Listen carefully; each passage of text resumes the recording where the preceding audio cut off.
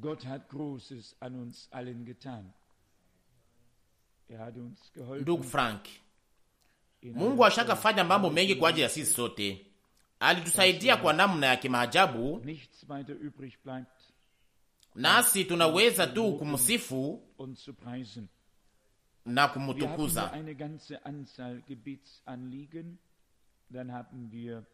Hapa tuna hesabu nyingi za mahitaji za maombi, tuna pia maswali na salamu.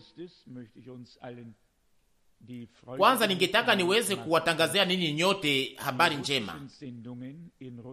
Ni kwamba vipindi vya lugha ya Kirusi viko nasikilikana vizuri huko Urusi. Na sisi sote tulikuwa tukihuzunishwa sana kwa sababu ya wakati na dada Fleck ambaye tunaijua sisi sote.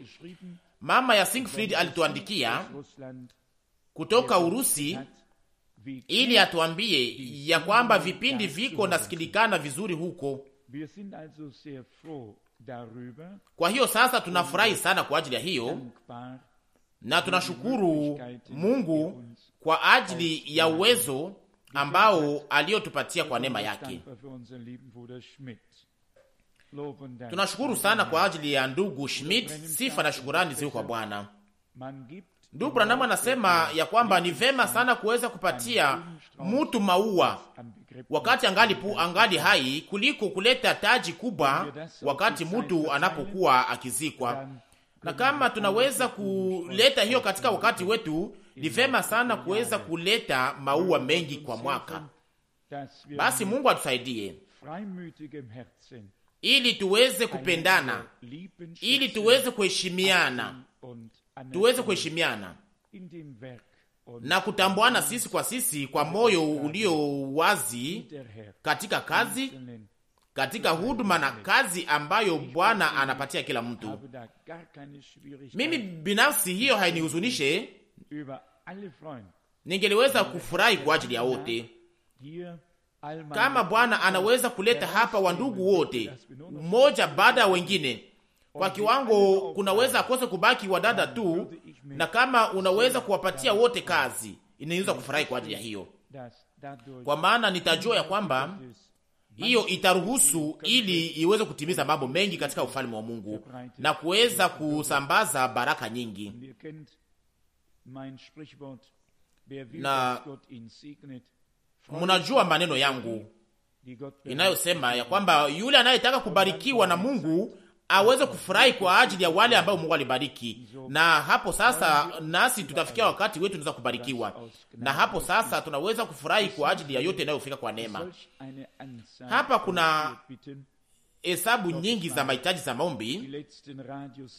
Naamini ya kwamba hivi ni vipindi vya mwisho vya redio ambavyo viliweza kuzungumzia kuhusu maneno hayo, na kuna huzuni nyingi sana katikati ya watu, zaidi ya huzuni nyingi kuliko ambao tunayowazia au kama vile tunavyoona mara nyingi, iwe katika majamaa zetu au katika mambo yanayotuzunguka au kama vile tunavyoisikia ikisemeka. Na watu wanatumainia ya kwamba tunaomba mahali hapa na kwamba Mungu atajibu maombi yetu. Tuombe na tuombe. Tusimame na tuombe. Tusimame na tuombe. Baba uliye mbinguni, tunasimama pamoja mbele ya uso wako takatifu. O Mungu, ulishaka jibu maombi mengi na utaendelea kufanya hivyo. Nasi hatupandishe tu sauti yetu, lakini tunakuita kutoka kilindi cha moyo wetu. Tunakuita.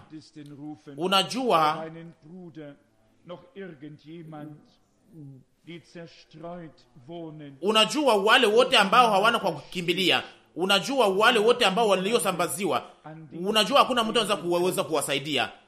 Nasi pia hatuna mwingine wa kuweza kugeukia. Lakini tunatafuta msaada wako, o Mungu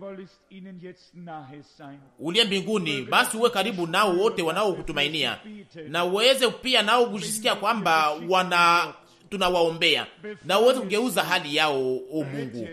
Uwafungue, uokoe, uponye, na uonyeshe nguvu za jina lako la utukufu. tunakupatia sifa na tunakushukuru o Mungu, utafanya hivyo katika jina la Yesu. Amina. Wir haben heute hier ganz kurz einige Fragen. Leo tuna maswali mafupi na kisha tutaweza kuingia katika kilindi ndani ya neno.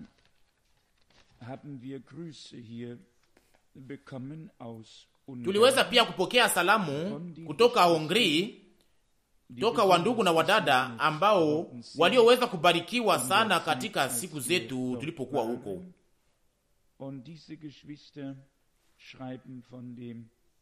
Wandugu hao na wadada wote waliweza kutuzungumzia kuhusu yale ambayo tuliweza kuishi huko, na wanatuomba ili tuweze kuwaombea,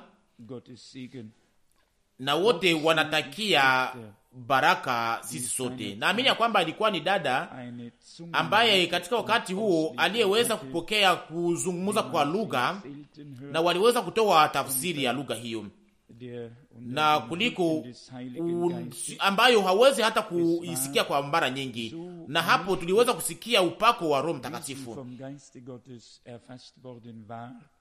Ilikuwa ni kitendo cha nguvu sana, namna aliweza kushikwa na Roho wa Mungu, na kisha nikasema ya kwamba pia hata viti vilivyokuwa pale ambavyo vilikuwa havina ndani uzima ungeweza kushikwa nayo, ambaye ingeweza kushikwa na yale kilikuwa ikifanyika pale, na ilikuwa ni ndefu sana na pia isiyokuwa ya kawaida, na ninawazia kwa namna yetu ya kutenda, na wakati wote naweza kukumbuka iliweza kufanyika pia hapa. Kulikuwa maneno katika lugha fulani, na kisha kukakuja tafsiri ya lugha ya Kihongri, na kisha kukakuja tena lugha ingine, kisha tena kukakuja tafsiri ya Kihongri, na kisha kosa ifanyika hivyo kosa pia kwa daga fulani sijui, lakini pia hiyo unabii iliweza kuandikwa kwa karatasi, iliweza kuandikwa pia kwa mashine, na kisha ikaweza kuletwa hapa. Na yale nayo unigusa sana hapa ni kwamba mwanamke huyo au dada huyo alikuwa amekwisha kutabiri katika maneno hayo mwendeleo na kitendo cha kazi ambacho kitafanyika huko Hongri. Na kisha kuna mambo ambayo yananihusu hapa na sikuweza kuelewa hiyo, lakini iweza kutafsiriwa. Inasemeka hapa na kwamba nitaweka katika kazi yangu katika kitendo ndani ya mioyo yenu, nanyi mutaona utukufu wangu, lakini munapaswa kutembea kwenye njia hii kama vile Roho wangu atawaongoza.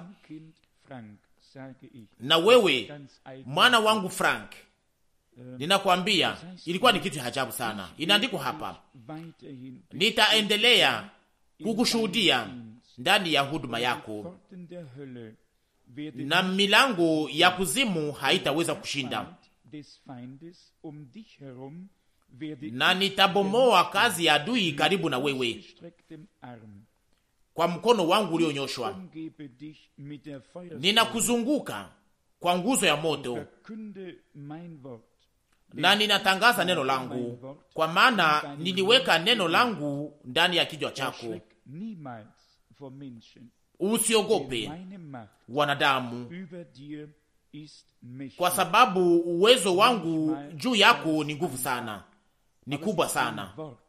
Lakini mara nyingi hii ni mepesi, lakini hili ni neno linaweza kupokea siku moja kutoka nabii Isaya ndani ya wakati wa giza, na matamshi ilikuwa kama vile haya mamoja. Hatukuweza kuelewa yale ambayo imekwisha kusemeka, lakini tulikuwa tukijua ya kwamba Roho wa Mungu alikuwa katika kitendo kwa namna ya nguvu sana, na kwamba huyo dada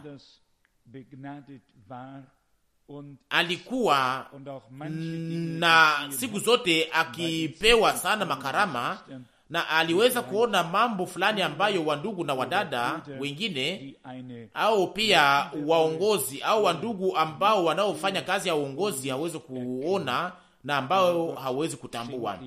Lakini Mungu apatie neema yake kwa sehemu inayobaki ya taifa lake. Na ni katika maneno haya ndimo mnakuwa swali inayohusu matendo ambayo yaliyofanyika katika juma hizi zilizopita katika mahali hapa. Kama naweza kuelewa vizuri ujumla wa swali au maswali hayo mawili ambayo inayomhusu karibu 3/4 ya karatasi zenye kuwa hapa, na hayo maneno iliyo kwenye karatasi hii inaweza kusemeka kwa na maneno haya, na kose kusiwe mtu ambaye anaweza kujiuliza kwamba kuna mtu anapaswa kufanya kitu fulani mpaka iweze kutimilika au kufunuliwa kwa namna iliyo ya kimaajabu. Lakini hiyo ni vile hapana, sio hivyo. Kama ingekuwa hivyo, kila mtu angeliweza kukaa na hakutaweza tena kufanya hata au kufanyika kitu fulani ndani ya ufalme wa Mungu, na sio hivyo, si vizuri. Hapa nawazia kwa matamshi ya ndugu Branham. Alikuwa akingoja ili Mungu aweze kumupatia agizo na mwongozo, na kisha akasema, Bwana, nitarudi sasa ili niweze kutimiza huduma ya uinjilisti, mpaka ili uweze kunipatia tena mwongozo au agizo, na kisha sasa nitafanya hivyo. Na sio kwamba uweze kujua kwamba mahubiri ilikuwa imetayarishwa na kwamba ilikuwa na maana iliyo ya kipekee, lakini hiyo haimaanishi ya kwamba kila mtu anapaswa kupumzika.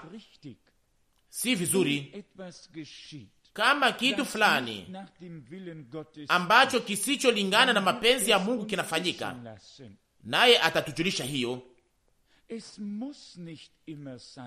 Si lazima siku zote, ninajua hivyo na narudia tena siku zote, na hiyo akose inaweza kukatika akose hapa. Lakini wakati nilipohubiri pia ya kwamba katika wakati huu wa mwisho Bwana ataweza kutoa miongozo na maagizo hapo hapo, na hapo sasa hakuna mtu aliyeweza kusema hapa ya kwamba katika wakati wa kungoja ya kwamba kila mtu angepasha kubaki akikaa na kukunja mikono. Sivyo, sikusema hivyo.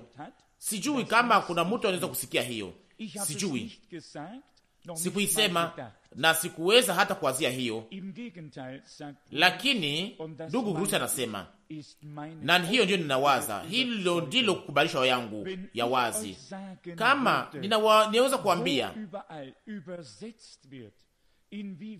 yote inatafsiriwa mahali pote, katika malugha ngapi na katika malugha za chini sana huko, na hiyo iko kitu cha kigeni sana, na hiyo inapaswa kufanyika. Ninafurahi sana kwa ajili ya ndugu Lightman, na aliweza kukamata wakati wake wa kutafsiri na kuweza kutangaza, na ningeliweza kumwambia ya kwamba anapaswa kutakasia kila dakika ya kazi ya wakati wake usiku na mchana, ili aweze kutangazia watu wa lugha yake hiyo mema ya damani ambayo tuliyoweza kupokea katika mahali hapa kupitia ufunuo wa neno. Iwe hiyo nafanyika katika maneno ya kuandika kwa karatasi au kwa maneno ya sauti, hiyo haina lazima, lakini ifanyiki kama vile inaweza kufanyika au kuwezekana. Lakini kuna neno moja ndani ya nabii, mniambie haraka, iko katika Amosi, iko kwenye sura 3 ndani ya maneno yanayoandikwa ya kwamba Bwana alizungumza, nani ambaye asiyeweza kutabiri? Au nani ambaye hawezi kuonekana kama vile nabii? Lakini sasa kama Bwana amesema ni kweli, sasa na sisi tuweze kutangaza yale yaliyosema.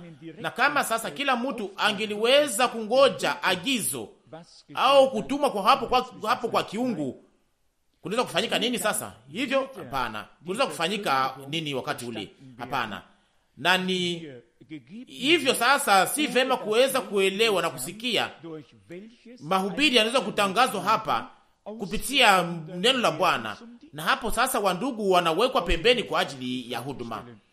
Na sasa ningeweza kuwauliza swali hii, wandugu wawili ambao waliweza kutamkwa hapa, waliweza kusemeka hapa, hawakukuwa kwa nafasi ya kwanza hapa, katika miaka mingi hawakuweza kupata sehemu, hawakuweza kutumikia Bwana katika kusanyiko, hawakuweza kusoma neno la Mungu, hawakuweza kupata sehemu kwa yale ambayo niweza kupata sisi sote sehemu ndani. Ni kweli, na ni hivyo sasa inaweza kufika ya kwamba pia ndugu mmoja ambaye anayetumika katika ufalme wa Mungu bila hata kutumwa kwa kipekee anaweza pia kulipiwa na Mungu wakati anapokuifanya katika uaminifu wote. Wamama wangapi kulingana na ninyi wanaotangaza neno hili au kulisambaza mahali pote na wanashuhudia mahali hapo fulani na fulani katika hali fulani, hasa hao wamama wako na kutumwa kwa kipekee? Mweza kuniambia kwamba wamama mnaweza kuniambia wakati huo mama alipoenda katika mji wa Samaria, alipoweza kutangazia hao wa ndugu huko, aliweza kuwa na kutumwa kwa kipekee? Mnaweza kuniambia wakati mama huyo alipoenda katika mji wa Samaria na kusema kwamba niliona huyo Musa alikuwa sema kwamba hiyo si Masia, mkuje mniambie, nanyi mtaweza kuniambia hiyo kweli? Atawaambia pia. Na hapo huyo mama akaweza kutoa ushuhuda, na hakuna mtu anaweza kusema kwamba alifanya vibaya. Na wakati tunaposoma maandiko matakatifu tunatambua kwamba wale wote ambao walioweza kupokea neema ya Mungu, walioweza kubarikiwa na Bwana, walikuwa wakitoa ushuhuda, iwe mwanamke au mwanamume, kijana au mzee, wote waliweza kutangaza yale ambayo Bwana Yesu alikuwa amefanya kwa ajili yao. Na ningeweza hata kuwaonyesha mahali ambapo Bwana aliweza kupatia kazi kwa wadada. Mwishaka soma hiyo katika Biblia. Nani anajua hiyo? Nani katikati yenu anajua hiyo ya kwamba Bwana Yesu alipatia kazi kwa wadada? Naweza kuona mikono yenu. Ndiyo, ni kweli. Aliambia Maria eti nenda uambie wanafunzi wangu ya kwamba nimefufuka. Hakumwambia ili aweze kusimama nyuma ya madhabahu, lakini ili aweze kwenda kushuhudia yale ambayo alikuwa ameona na kusikia, na sio nyuma ya madhabahu. Na kila mtu anaweza kufanya hivyo. Na wandugu ambao wanaojitesa sana, wanaotoa wakati wao na pesa zao, wanaofanya yote kwa ajili ya ufalme wa Mungu, hatuna kingine tunaweza kufanya ili tuweze kuwaunga mkono kwa maombi yetu, ili waweze kujua ya kwamba tuko pamoja nao na kwamba tunawaunga mkono. Ni kweli kutafika ya kwamba kwa mwanzo wa kazi kutakuwa makosa yanaweza kufanyika hapa na huko, na hiyo haijawahi kuwafikia ninyi. Sasa inaomba hasa kuweza kuacha yote chini. Haiwezekani. Mtu anajifunzaka kwa makosa yake na kisha unaendelea. Na ndugu Lightman akose kama Bwana Mungu anaweza kuwa ameamua kwa namna tofauti na kutuonyesha ya kwamba na kuifunua kupitia malama. Tunahitaji sote kwa moyo wote baraka ya Mungu katika kazi ambayo ulioweza kupokea ndani ya moyo wako, hiyo ya kuweza kutafsiria taifa lako na kuweza kuwatangazia yale ambayo iliyokuwa ya damani na ya heri kubwa kwa ajili ya sisi sote. Na hivyo sasa tunakumbuka pia wandugu na wadada wa huko Czech, wandugu na wadada wa huko Polonia, na wandugu na wadada wa Urusi, na ninyi nyote. Hatuna hitaji ya kuweza kuiwafunulia hapa, kwa maana hapa wanatafsiri katika lugha ya Kirusi au katika lugha ya Kipoloni, na yote itaweza kuandikwa kwa muda mfupi na kisha itaweza kusambazwa na kugawanyiwa kwa watu kwa maandiko. Kunafanyika mambo fulani, na hapa wadada ambao wanaopata sehemu katika kazi ya kutafsiri, na tunashukuru sana kwa ajili ya hiyo. Mahali pote mnaweza kufanya hivyo. Ninyi kama vile wandugu mnaweza kufanya hivyo. Msijisumbue au msishakie. Muweze kuifanya. Inaomba tu kuweza kuionyesha. Nanyi mnaweza kuifanya pia katika lugha ya Kirusi, katika lugha ya Kipolonye. Mnaweza kutafsiri na muweza kuandika, na kama hamuwezi kufanya hivyo, muweze kushukuru Bwana kwa sababu unaweza kuwa na wadada wanaweza kufanya hivyo. Mahali pote Mungu aliweza kuagiza, na kila mtu anapaswa kujua anapaswa kufanyika. Na tunashukuru sana na yote iliweza kufika. Tunashukuru Bwana, na katika hali hiyo mnaweza kose kupenda ili nyote, na kama mnaweza kuwa wazi jioni hii hakuna mtu mwingine anaweza kuielewa, lakini hiyo itabaki pamoja na sisi na pamoja na sisi sote. Nani katikati yenu ambaye aliyeweza kusikia kitu fulani cha kipekee wakati unabii ulipoweza kutamka, ndugu na dada Schmidt? Mnyoshe mkono. Hakuna mtu? Ndiyo. Namna gani hiyo inafanyika? Namna gani hiyo inafanyika? Hiyo ilifanyika hapa kwa urahisi kwa ajili yetu sisi sote hapa. Kweli mnataka kuwa wazi na wenye haki, au mtaweza kuniambia hiyo baadaye kama kuna kitu fulani kiweza kuwasumbua? Mnaona, Roho wa Mungu hafanyake makosa. Anajua namna gani mambo yanapaswa kufanyika.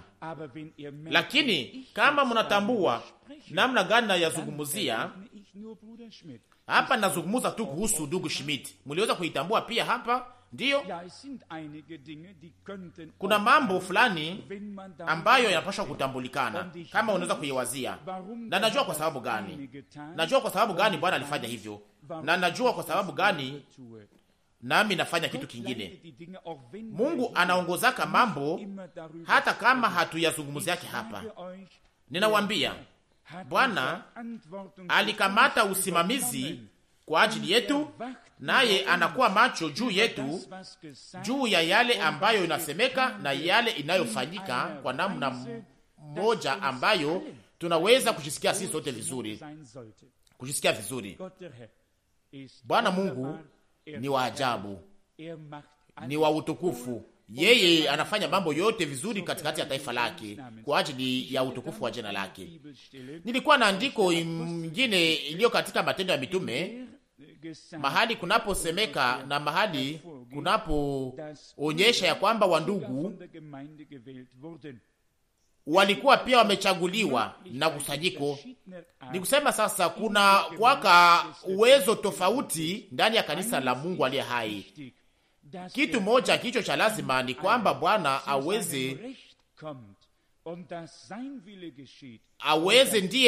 kuwa ndiye anayepokea yale yanompendeza katika mambo yote, na ili mapenzi yake yaweze kufanyika na kila mtu aweze kupata nafasi yake. Nasoma katika Matendo ya Mitume sura 15, inasemeka hapa, unaweza kusoma maneno hayo mbele, lakini inasemeka hapa kwanza kwa mstari wa 25. Matendo ya Mitume sura 15 mstari wa 25.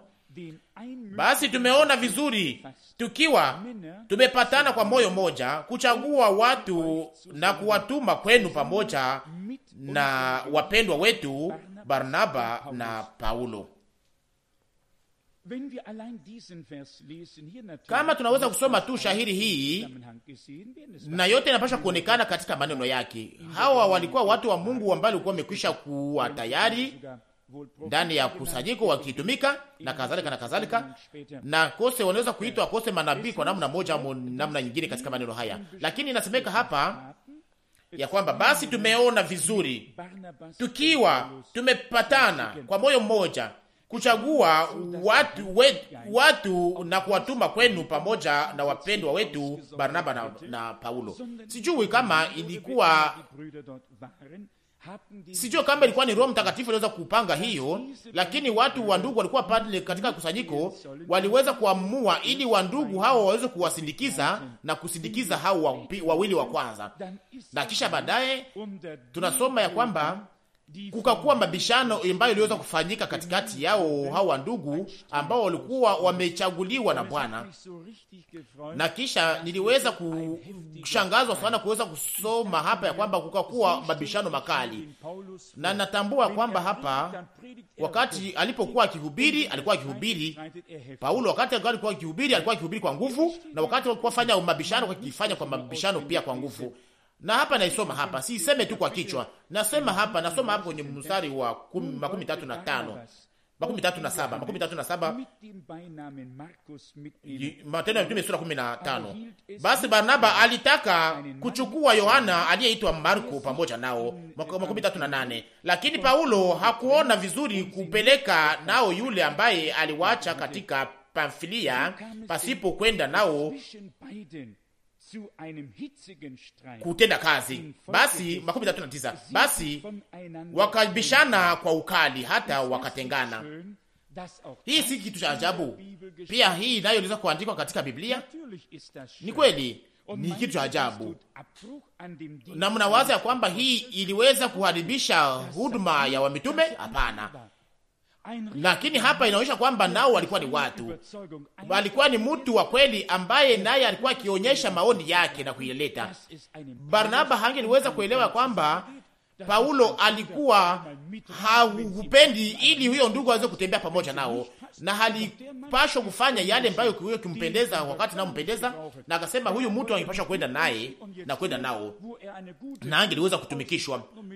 Hakutaka ili aweze kwenda pamoja nasi, na kisha aliweza kuwa na maoni mazuri na kuweza kuelewa vizuri, na alitaka aweze kubaki mikono ikigunjwa. Hapana. Lakini kama unaweza kukamata hiyo, kama unataka kwenda pamoja naye, usiende pamoja nasi. Na hapo kukakuwa mabishano makubwa makali sana. Paulo alikuwa ni mtu ambaye alikuwa hafurahishwa na kufurahishwa na mambo ya bure, lakini alipashwa kuingia katika mabishano makali sana, na hapo kulikuwa sasa mambo ilikuwa kama vile haieleweki, na hiyo haikuweza kumpendeza, na hiyo hakuwezi kuimaliza vizuri. Hatuwezi kushipinganisha au kushilinganisha na Paulo, lakini tunapaswa kuikamata hiyo, na kwamba hatuwezi kukamata hiyo kwa namna hiyo wakati inayopendeza, lakini hiyo ina maana. Lakini sio kwamba mtu anaweza kukamata wakati inayopendeza na kisha anaweza kusema jambo narudi sasa, lakini sio hivyo. Paulo hakuweza kutimiza mambo fulani kubwa kwa ajili yake mwenyewe, lakini sasa alirudi baadaye, na kwamba anapaswa kuenda pamoja na wamitume, na kwamba sasa na mimi nitakuwa na neno langu la kusema, na kwamba nitaweza na mimi niweza kupata sehemu katika yale yanayofanyika katika safari. Lakini Paulo yeye aliweza kuelewa mambo hayo kuliko Barnaba, na mambo yote yalikuwa yamepangwa na Roho wa Mungu ili aweze kutimiza kazi ya Mungu, ni sivyo?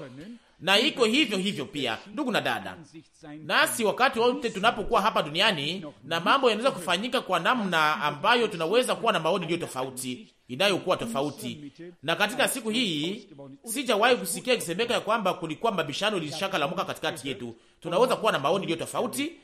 Ni kweli kushaka kuwa mabishano hata moja iliweza kufanyika wapi? Sijawahi kusikia kisemeka kuhusu hiyo, na sikuwahi kuwa mshuhuda wa hiyo. Lakini inawezekana ya kwamba kunaweza kuwa na maoni iliyo tofauti kuhusu maneno fulani na maneno fulani. Nasi hatuna mtume hapa kwa kiwango ambayo tunaweza kupanga mambo yote na kuweza kukamata maamuzi yote ili tuweze kujua nani aliye na haki. Lakini tunaamini kwamba Bwana Mungu anakaongoza mambo yote vizuri. Na hapa tunaweza kuuliza sasa, hii nayo ilikuwa imepangwa na Mungu ili watu hawa Mungu tena hapa moja anaweza kutembelea eneo fulani na kuweza kuenda kufika waamini, kuweza kuona kwa waamini huko ili aweze kuwajenga katika Bwana, lakini hakuweza kuiamua na kuweza kuona vibaya hapa. Lakini kama vile Paulo na Petro waliweza kusalimiana kwa mkono na wakasema, wewe utaenda kwa Wayahudi na mimi nitaenda kwa mataifa, na hivyo Injili ikahubiriwa mahali pote, na baraka ya Mungu ikakuwa pamoja na wale wote ambao walikuwa wakichunga neno lake, waliokuwa wakifungama na neno lake na kufungwa kwa neno lake. Lakini mtu aliye wazi ndani ya moyo wake anaweza kutamka hiyo bila hata kusumbuliwa, na hata kama inaweza kufanyika katika mabishano makali, na hapo pia tunaweza kusaidiwa. Lakini mtu huyo aliweza kusaidiwa na watu hao wakamaliza hiyo shida yao, na mmoja akamata wakaenda na Barnaba na mwingine akaenda pamoja na Paulo, na kisha tena baadaye wote wakaenda, na mmoja akaenda katika njia yake na mwingine akamata njia yake, na wote wakasaidiwa. Na hivyo ndivyo tunapaswa kutumia hivyo. Nitaka tu kusoma hiyo ili niweze kuonyesha kwamba inawezekana ya kwamba kusanyiko inaweza kusema ya kwamba mtu ndugu huyo na ndugu fulani iko tayari kuweza kufanya kazi fulani, lakini sasa Roho wa Mungu naye anapaswa kusema na kusema ya kwamba muniwekee pembeni ya wale ambao niweza kutayarisha kazi ambayo niweza kuwatarishia, na hiyo uwezo inakuwaka. Yale ambayo nitaka kusema tu ni hiyo inaweza kose kuwa kwa ajili ya weekend iliyopita, ni kwamba hiyo haihusu sisi tu hapa, lakini inahusu kwa kazi ya Mungu kwenye dunia yote nzima. Nasi hatuwezi kuingia katika maelezo ya mambo hayo, lakini mahali pote kuna watu ambao wanaowaza ya kwamba yale ambayo wanayofanya na wanakubalishwa kwamba inafanyika vizuri, lakini sasa saa itakuja ambayo wale wote ambao walio na kazi ya kutimiza ndani ya ufalme wa Mungu, na katika hali hiyo, wakati inapohusu kazi ya kiungu, wakati inapohusu kutumwa kwa kiungu, hapo maagizo ya kiungu itakuja kwa wakati uliopangiliwa, ili yale ambayo inayopashwa kufika iweze kufika, ikiwa chini ya uongozi ya hapo Roho Mtakatifu. Na hiyo haimaanishi kwamba kila mtu ataweza kupokea ufunuo au agizo, lakini Bwana ataonyesha mwongozo ya kufuata na ya kukamata na yale ambayo pasha kutendeka. Nasi tuliweza kusoma ya kwamba Bwana Yesu alisema kwa mwanzo kwa wale wote na kupitia wote yale ambayo pasha kufanya na kutenda, na inapasha kuwa hivyo sasa kwa mwisho. Na tunapongoja sasa katika wakati huu, tutaweza kufanya yote ambayo tunayoweza kwa ajili ya Bwana. Kama tunaweza kurudi tena nyuma kidogo, na hapa tuko hapa katikati yetu leo, na tunaweza kusikia mara nyingi namna gani ndugu Branham aliweza kuweka waziwazi kwanza hizi hatua tatu. Alizungumuza kuhusu wakati wa uamsho, alizungumuza kuhusu kizazi cha Wesley, kuhusu utakaso, na kisha sasa kizazi cha Pentekoste, na kisha kwenye mwanzo wa karni. Na tuliweza kuona ya kwamba kila wakati watu walikuwa wakisimama, na wakati walipokuwa wakisimama wakageuka kuwa wakifungwa na kuwa ugumu kwa namna ya kiroho, na hapo hakuweza kupata sehemu katika kitendo cha Mungu kwa namna ya ndani. Na hasa kama tunaweza kuangalia huduma ya ndugu Branham, alikuwa na hatua tatu. Kama tunaweza kusema kwa namna hii, kwanza huduma ya uinjilisti, na yote ambayo iliyokuwa na wale wote waliokuwa na pumzi ya hiyo waliweza kukusanyika, na wote walikuwa wakifurahia kwa kazi ya Mungu, na magazeti ikatangaza makaratasi nyingi sana kwa ajili ya yote ambayo Mungu alikuwa akifanya. Na hapo sasa nauwazia sasa kuhusu matafsiri. Wale wote ambao wanaotumika kwa ajili ya kutafsiri, muwe macho ili kusiwe matamshi inayoweza kutumikishwa kama vile maneno ya nguvu sana, iliyo kama vile maneno ya masomo ya ajabu ya kubwa sana, lakini kuwe matamshi iliyo mazuri, lakini isikuwe matamshi iliyo ya watu waliosoma sana, na sio ambayo mnayokuwa maneno ya juju, lakini iweze kuwa ni maneno ya watu wa chini sana. Mfanye angalisho kwa yale yanayosemeka. Lakini kama unaweza kusema hivi, kama naweza kukamata wakati wa kusoma unabii, mtaweza kutambua kwamba ilikuwa ikiandikwa siku zote katika lugha ya Kijerumani nyepesi, na ambayo kila mtu anaweza kuelewa na kusoma. Mnajua kwamba hiyo ndiyo njia ya Mungu, nasi hatupashwi kwenda mbali na hiyo, na hiyo inapashwa kuwa ya kweli, na haipashwi kuwa ni matamshi ambayo inakuwa ya juju, lakini iweze kuwa ni kitu fulani ambayo kila mtu anaweza kusoma na kuelewa, na sio maneno ya kimasomo ya juju au ya university, lakini iweze kuwa ni matamshi iliyo wazi ambayo inaweza kueleweka katika nchi kwa kila mtu, kwa kila mwanamke na watu wote ambao wanaweza kuisikia. Mnajua yale ambayo nataka kusema, kwa maana ni hapo ndipo kuna kwa roho wa Mungu.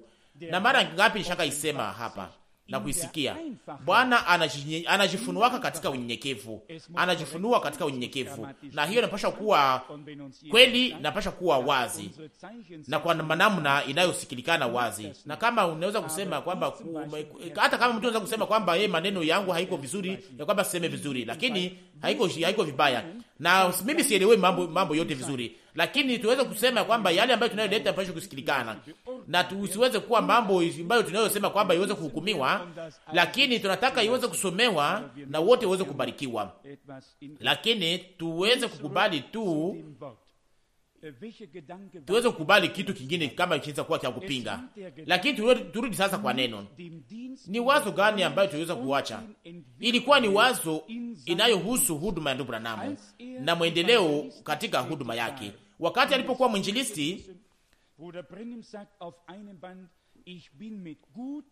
walikuwa wengi. Ndugu Branham aliweza kusema siku moja kwenye kanda kwamba aliweza kukutanana na watu, mamilioni ya watu katika ulimwengu mzima, na sio kwamba ilikuwa maelfu, lakini walikuwa mamilioni ambao walioweza kusikia ikisemeka kuhusu huduma yake ya nguvu, walioweza kuguswa nayo na kubarikiwa na kuchukuliwa na hiyo.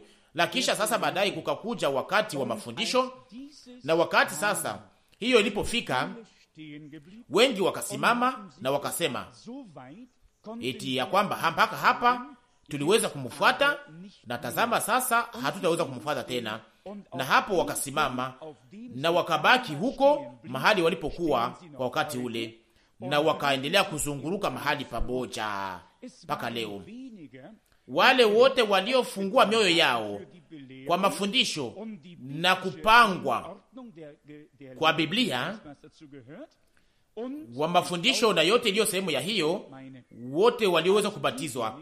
Na mnajua yale mpayo nitaka kusema, na wale wakakuwa wadogo sana kuliko wale waliokuwa wa kwanza, au wakakuwa kidogo sana kuliko wale wa mbele wakati wa sehemu yake ya uinjilisti. Na kisha sasa hiyo sehemu ya pili ya mwendeleo, kwanza kulikuwa wakati, na kisha kukakuwa tena hatua ya kusonga mbele, na kisha sasa ikakuwa ni ufunuo wa unabii wa mambo yote ambayo iliyokuwa imefichwa na ambayo sasa iliweza kufunuliwa leo.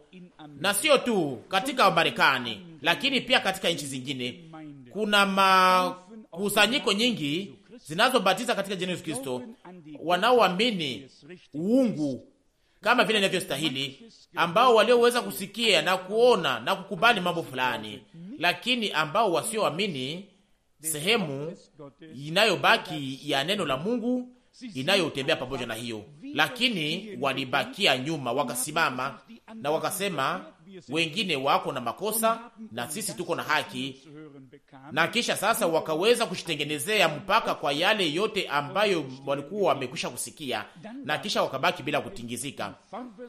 Na kisha kuna wale ambao walioweza kusonga mbele, wakaendelea katika hiyo huduma iliyopewa na Mungu mpaka kwa mwisho wa mwaka 1965. Lakini sasa tazama shida, na kuna kuja kitu, na mnaweza kukamata mambo gisi mnavyotaka. Mimi siko nabii, mnajua hiyo kwa namna yote, lakini kama vile vinastahili kusabiwa haki, utakaso na ubatizo wa Mtakatifu. Na kisha ndugu na anasema kwamba tuliweza kuvuka hiyo wakati, na kisha tuliweza kuingia sasa katika sehemu ya bibi harusi. Katika wakati wa bibi harusi tuliweza kuona pia katika huduma ndugu namu ya kwamba wale ambao walioweza kwenda hata kwa hatua ya pili hawakuweza pia hata kupata hata baraka moja, kama hawakuweza kuingia kwa hatua ya tatu. Kama nawaambia hiyo leo jioni hii, nawaamini kwamba Mungu hataweza kunihukumu kwa ajili ya hiyo, kwa sababu naisema kwa nia njema. Kuna watu ambao waliweza kufuata huduma mpaka katika hiyo hatua ya tatu kupitia hii sehemu ya uinjilisti, sehemu ya mafundisho, na kisha sehemu ya unabii ya huduma ambayo Mungu alitoa. Na hapo sasa naweza kuambia, kisha nao wakabaki pale, na kisha leo wangali wanazunguruka mahali pamoja, kama vile Mungu alikuwa amekwisha kulala tangu wakati huo, na kwamba hangeliweza kuwa na kitu cha kusema na kutenda na kutimiza. Lakini sasa kuna kitu moja ambacho kisichotupendeza kwangu akose na dunia yote mzima. Wale wote ambao waliobaki kwa nafasi moja waliweza kose kushambulia wale ambao waliweza kusonga mbele, waliweza kuwashambulia. Na mnajua yale ambayo ninataka kusema.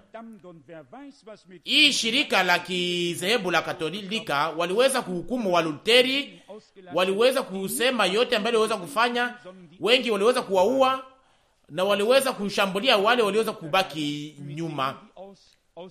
Wanani waliobaki? Walibaki wanani? Waluteri waliweza kufanya hiyo kitu moja. Waliweza kutoka wale walioingia katika waliweza kuwinda wale waliotoka katika shirika lao, lakini wengine waliweza kuendelea. Na lakini nawaambia, kama itaweza kutufikia hiyo kuona jinsi watu ambao walio chini ya huduma iliyobarikiwa ya nabii aliyetumwa na Mungu ndani ya kizazi chetu na katika wakati wetu, watu ambao waliweza kubarikiwa kupitia hiyo utangazaji wa Injili na yale ambayo Mungu aliyofanya kupitia hiyo utangazaji na yale ambayo Mungu alifanya kupitia hii mafundisho na yale ambayo Mungu alifanya kupitia hii huduma ya unabii, leo sasa wako naingia katika shida ya kuweza kukataa yale ambayo Mungu anaendelea kufanya leo. Na nishaka kuisema hapa siku ya kwanza ya juma iliyopita, kuna watu ambao wanaosema ya kwamba kazi ya Mungu ilishaka malizika na kwamba kila mtu anayeweza kuwazia kwamba anafanya kitu fulani na kwamba Mungu anafanya kitu fulani, ya kwamba yeye ni Balaamu na yote iliyokuwa ndani.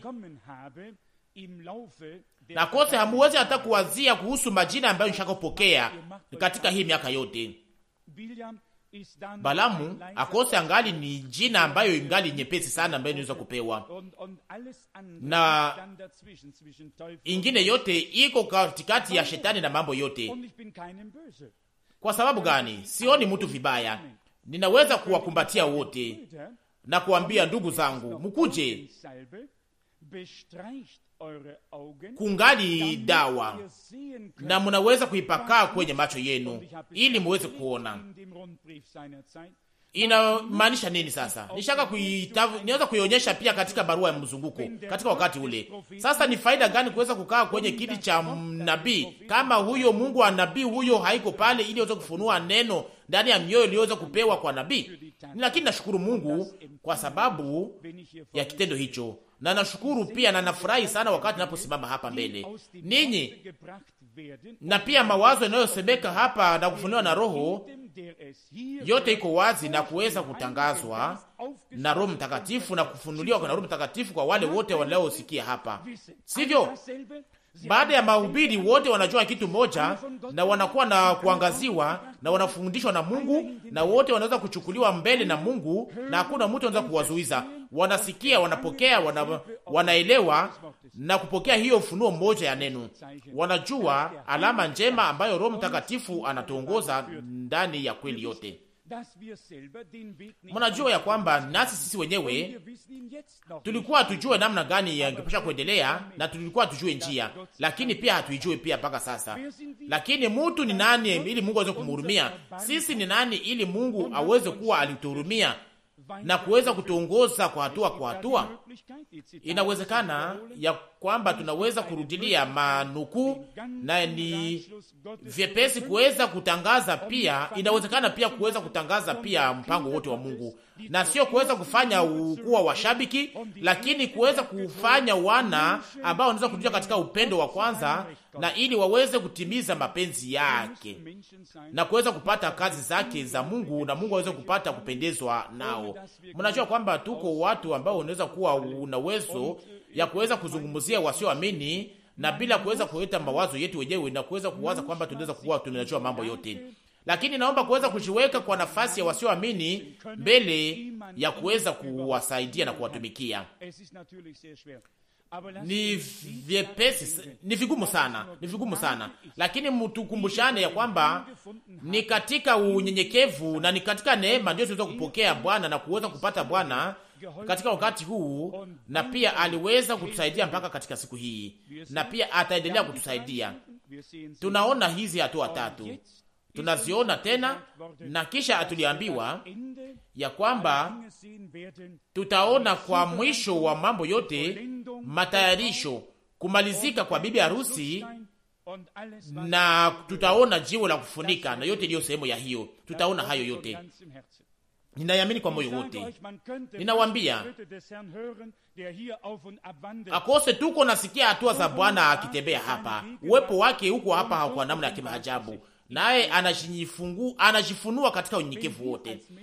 Kama tu sisi wanadamu tungeliweza kuelewa ya kwamba Bwana iko hapa, na sio tu kwa maneno, lakini kwa matendo pia na katika kweli, nasi hatufanyake mambo ingine yoyote ya kujifurahisha, lakini tunafurahi kwa furaha isiyoweza kuhesabika na ya ajabu, na tunaona bila kuchoka upako wa Roho Mtakatifu kishuka, na Bwana anatuzungumzia na anatuonyesha njia ya kumfuata na anatupatia bidii.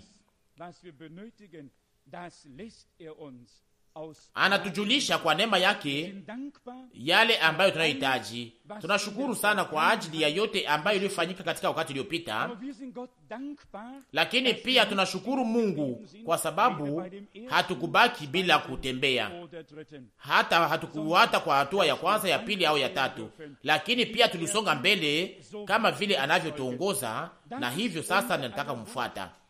Hiyo ndio hitaji yangu na ombi langu ya sisi sote pia, naye atatuongoza mpaka tuweze kutoka katika imani tukiona tuliyoamini. Hatusimame, lakini hatusimame pamoja na wale wanaobaki kusimama, lakini kama nachoka ananisimamisha, kama nasimama ananiweka nguvu, na neno lake linaniita mpaka niweze kufika kwenye utajiri wake. Sio mabishano juu ya mambo ambayo ndiyo ya lazima, lakini ufunuo wa Roho ambayo tunapaswa kupokea katika wakati huu. Kuna watu wengi ambao unaweza kuleta mabishano nao na kuweza kuzungumza kuhusu manugu fulani, lakini kuna watu kidogo ambao unaweza kuzungumza nao kupitia uongozi wa Roho Mtakatifu, ambayo iliyo ya lazima sasa leo, ya lazima sana kuliko ilivyokuwa mbele. Kwa maana kama nabii wa Mungu angekuwa hapa, tungeliweza kose kuwa na nia ya ulinzi, ya usalama, lakini tunawaza ya kwamba pia mambo ingeweza kutembea vizuri. Lakini leo hatuna hata msaada mmoja, lakini Yesu Kristo ndiye msaada wetu na ni Bwana wetu na yote yetu, na tunahitaji tu uongozi wa Roho Mtakatifu wake, na tutaona ya kwamba anafanya mambo yote vizuri kwa ajili ya sifa na utukufu wa jina lake.